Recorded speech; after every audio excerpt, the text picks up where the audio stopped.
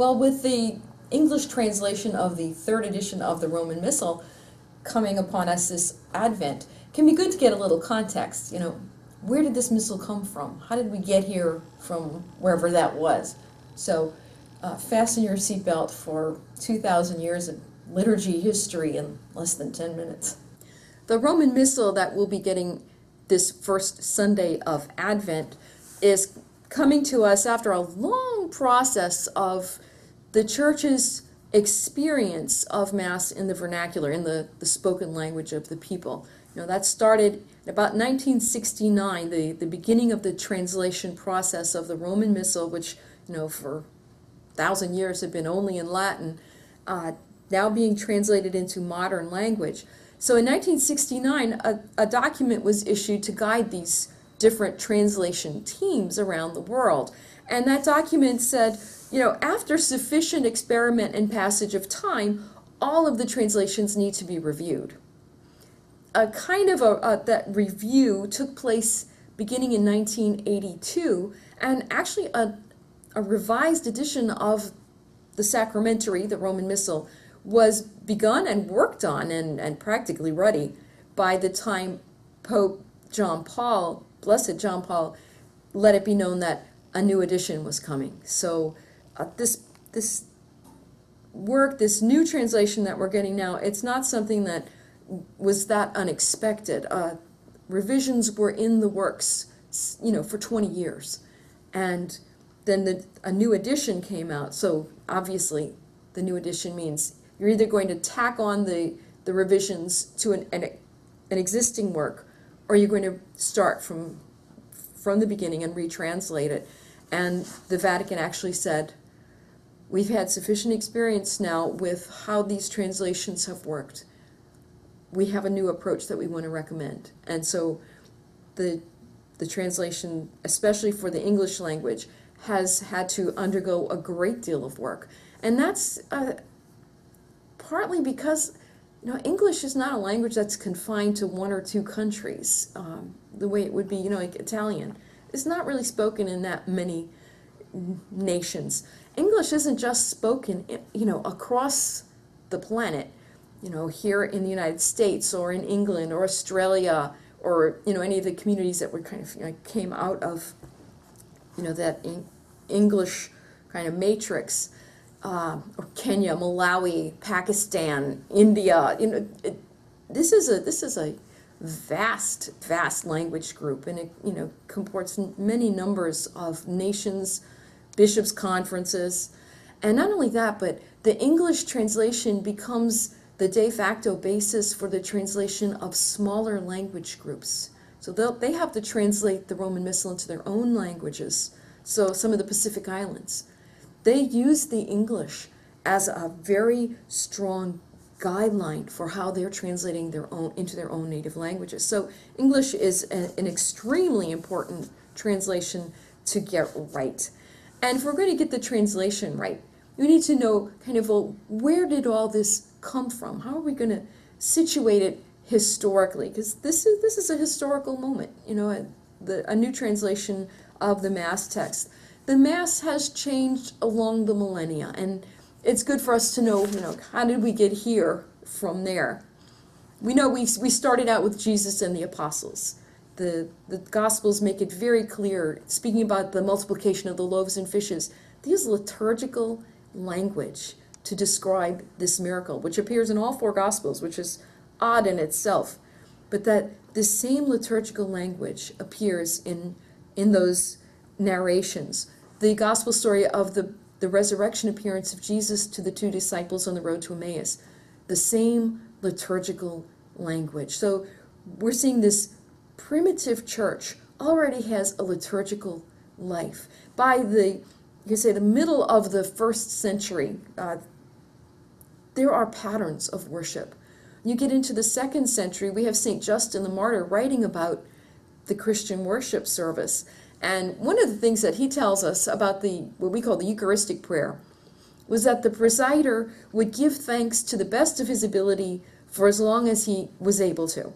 So this is a prayer of thanksgiving that's a little bit, you could say, off the cuff. There's clearly a pattern there, but there's not a set period, no, not a set pattern of explicit words that have to be said. So it's the presider giving thanks. And if you remember, at this time, the Roman Empire, Sunday was a work day. So people were getting to work, getting to Mass before dawn in order to get to work by 6 o'clock in the morning. So, how long the presider had access to, was able to give thanks, that also depended on his own obligations. He was a working man. You get to the what we call the patristic church, so the church of the fathers. We're getting now into about the 300s. You have explicit patterns starting to arise. And there was a priest in Rome, we think his name was Hippolytus, who actually wrote out a sample of a Eucharistic prayer, kind of as a guideline for other priests to make sure that you were going to cover all the bases that should be covered in a Eucharistic prayer. You were going to do it in an orthodox and with propriety, So Hippolytus gave us what was lost for 1800 years, but his document came to light in the 1800s and became the basis for what we now call the Eucharistic prayer number 2 in our liturgy. So a very early kind of a guideline or a model Eucharistic prayer. But the presiders were still going, on their own. Later in the same patristic era, you have the liturgies being developed by like St. John Chrysostom or St. Basil, St. Ambrose, these enormous figures of church history. And they're giving us a liturgical heritage that was so precious, it became, you could almost, not set in stone, but established very, very firmly. But there's still room for development and growth and change. When St. Gregory the Great sent the missionary Augustine to England, he said, on your way, go to the different communities of Gaul and notice how they're celebrating the liturgy, and take the elements that you see would be most useful in creating a liturgy that's adapted to the English people. And so we have now a pope telling a missionary bishop, you have to craft the liturgy for this new culture, for these converts in the land of the Angles. By the time we get to Charlemagne, something else starts to happen, because like Charlemagne, he's got an empire, it's scattered, and he wants to make sure he holds on to, for all the ends of the empire. And he says, one way I can do this is if I make sure they're all worshiping together. And so Charlemagne ordered that the mass books that were being used in the papal court, so in the Pope's realm, those mass books would be copied and distributed around his empire. And people were being obliged to use the papal mass texts. So we have kind of the first instance of uniformity. And I think it's interesting, it didn't come from the Pope. It came from a political ruler, and it had political ends. Despite Charlemagne's best intentions, regional variations still abounded because mass books had to be written by hand. It could take a year or two to make a single copy. So it wasn't that easy to get these papal texts into the more remote parts of the empire. And through the Middle Ages, you've got this continuing development of the liturgy. Local bishops could and did establish feast days. For instance, Corpus Christi. That was first established as a diocesan observance. Only in 1264, when the local bishop became pope, did he bring that in and make it a universal feast and have St. Thomas Aquinas prepare the liturgy for it. So there's a development of the liturgy. But this isn't happening in a vacuum. The rest of the world, the rest of, you could say, Western civilization is continuing to grow, to develop. There's technology starting to arise. The beginnings of the Protestant Reformation are starting at the same time that Johannes Gutenberg is fiddling with a new invention. So in 1440, we get the invention of the printing press and movable type. A century and a half later, the Council of Trent issues its decree on the Mass, and just 7 years after that, the Roman Missal was mandated for the Latin Rite. So this is the first time where uniformity of ritual is being now required by the church. And you may be aware that this was being required except in the cases of local dioceses or religious orders who could prove that their liturgy had been around for at least 200 years. So you'll find in Milan the Ambrosian rite, very ancient. The Dominicans have their own rite. So this is the first time there's a uniformity of rite that's now being mandated. And I think it's very significant that this happened only after the invention of the printing press. Because before movable type made it possible to permit uniform text to get around the world, it wouldn't have even occurred to the bishops at the Council of Trent to mandate uniformity. It simply would have been impossible. The printing press made standardization possible. It made it conceivable. And so we have technology now affecting liturgy. It came at a very providential moment, though, because this is the dawn of a huge missionary outreach to Asia, to the Americas, later to Africa. And so wherever these missionaries went, the Jesuits, the Franciscans, the Dominicans also, they brought this universal liturgy, so that now you've got this same liturgy being used across the globe. It's not that the Mass remains static since the Council of Trent. You can get that impression sometimes, but the popes continue to tweak the missal. That happened in 1604, it happened 1634, 1884, 1920. So I think another aspect of tradition is that it does allow for change, the kind of change that is characteristic of a living thing, you know. What else is going on that affects our liturgical life? Well, 1492, the Americas suddenly appear on people's maps. 1500s, 1700s, you've got the Enlightenment. At that same time, we've got these huge missionary movements. Persecution of English Catholics.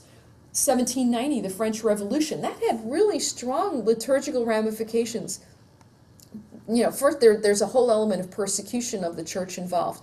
The loss of church properties, the dissolution of monasteries and convents, priests being forced to either make an oath of loyalty to the civil government or go in hiding or die. Remember, St. John Vianney made his first communion at an underground mass held in Barn. That was the life of the French church. So you've got the liturgical life of a whole country being disrupted. And that ends up being especially significant. About 30, 40 years later, 1833, a French priest named Father Prosper Guéranger bought one of those shuttered monasteries. He bought the Abbey of Salem, and you could say reestablished monastic life, reestablished the Benedictines in France. And with that, he kick-started interest in the liturgy. I mean, the Benedictines, that's liturgy. But what he needed to do, what he aimed to do, was to help France get back on track in conformity with the Roman liturgy. Because one effort that had been made in those times of the French Revolution was to separate France from Rome liturgically by restoring some of the rites, the Gallican rites, so the French kind of, you could say, national or French cultural liturgy. And so there's this aim, well, let's reestablish our own liturgy. Let's separate our bishops and our liturgical life from what the Pope is doing. And Guéranger is saying, let's reconnect here. We've had a traumatic 40 years. Let's reconnect with what's going on a universal level. And this is happening at a time where a renewal of liturgical life is starting to awaken in other parts of the world too, in Belgium, in Germany, across the ocean in the United States. There's the beginning of liturgical scholarship. Until this point, and for many years after, it sounds odd, but liturgical studies wasn't part of your seminary training. They would have sacramental theology. They would study the dogmas about the sacraments, and they would study how to celebrate the sacraments. But the sense of a liturgical theology that we have now just wasn't part of seminary training. More is happening. 1800s, all the immigration from Europe to the Americas and all that that's going to mean. Judaism coming out of the ghettos. What does that mean? You know, for liturgy, it means suddenly Christians are being exposed to Jewish liturgical life, Jewish liturgical documents. We're discovering the Jewish roots of the liturgy, and we're having access now to new writings. Ancient documents are coming to light. Remember, the British were attempting to hold on to Palestine, so there's all these Near Eastern studies, and that's bringing up hordes of new manuscripts. That's where Hippolytus' old Eucharistic prayer showed up. And so wonderful discoveries of ancient Christian liturgies. 1903, St. Pius X calls a commission to order for the general reform of the liturgy. When you hear that language in church documents, general doesn't mean like military general. General means overall, overarching. So Pius X, St. Pius X, in 1903, is attempting to inaugurate an overall reform of the liturgy. He wants it to cover liturgical music, the liturgical calendar, the observance of Sunday, the breviary, the liturgy of the hours, the age and frequency of communion. That's probably the most famous aspect of his liturgical renewal that we might name. And it was Pius X who actually coined the phrase active participation when it comes to the liturgy. By 1909, there is a full-scale liturgical movement happening all around the world. It's promoting seminars, it has study weeks, they're issuing guides, like the first missals are coming out for lay use. Your church bulletin might have an explanation of the Sunday liturgy or a meditation on the readings. All of this is coming out of the liturgical movement, and it's very much involving lay participation, lay interest. Unfortunately, World War I, World War II, in between the Spanish Civil War, brought, again, a high measure of disruption. It was only after World War II, you have Pius XII attempting to restart what Pius X had begun. He issues an encyclical on the liturgy, and he sets up his own commission and reforms the Holy Week liturgy. So I think you can kind of see where this is going. He issues a revised Psalter, mitigates the Eucharistic fast. 1962, Vatican II is about to open.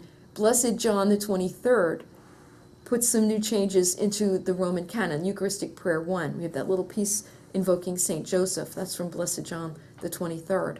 And then in 1963, Vatican II issued the Constitution on the Sacred Liturgy as its first document.